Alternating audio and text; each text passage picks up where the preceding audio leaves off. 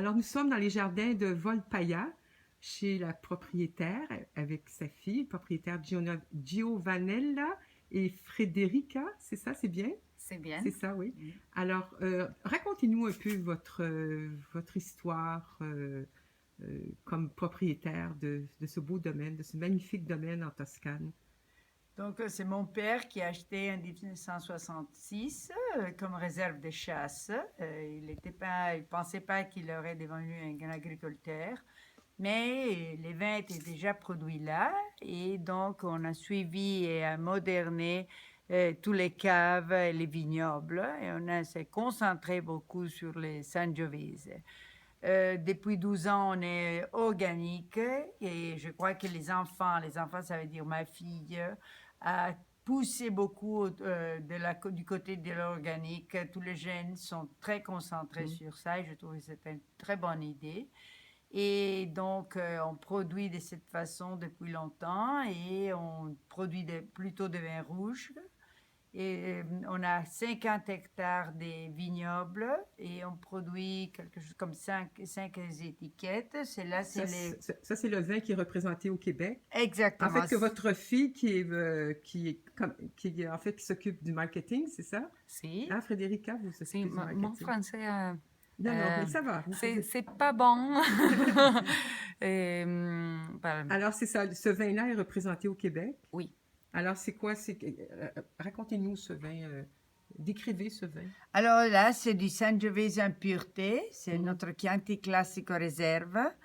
Sur l'étiquette, on a un renard qui monte des montagnes, dès que Volpaia, ça vient du nom de renard, ça veut dire renard. Et c'est les vins, disons, les plus importants pour nous, et c'est lui que je trouve qui donne la meilleure expression du terroir et de la qualité des vins de Volpaia. Donc, c'est le vin phare de la maison, en fait. Exactement, exactement. Alors c'est ici, les drapeaux. c'est ça. Ici, c'est vraiment calme, c'est vraiment merveilleux comme petit village. Les petits villages, en effet, il n'y a pas tellement de gens parce que la plupart des villages, c'est des caves. Donc, on a 40 habitants dans les villages, et la plupart des maisons sont habitées par nos ouvriers qui sont là gratuitement.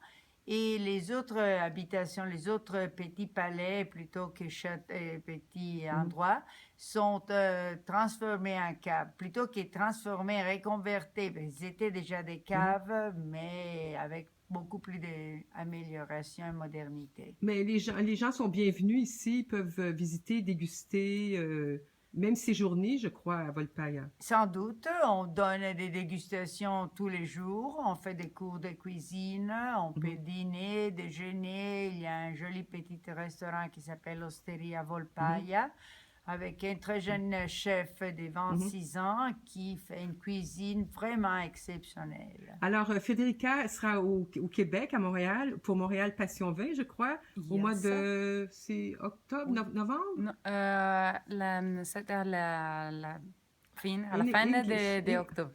It's at the end of October. OK, yes. à la fin d'octobre. Yes, à la fin Alors, d'octobre. c'est ça, à Montréal Passion Vin, c'est un grand événement. Oui. On vous souhaite une bonne dégustation.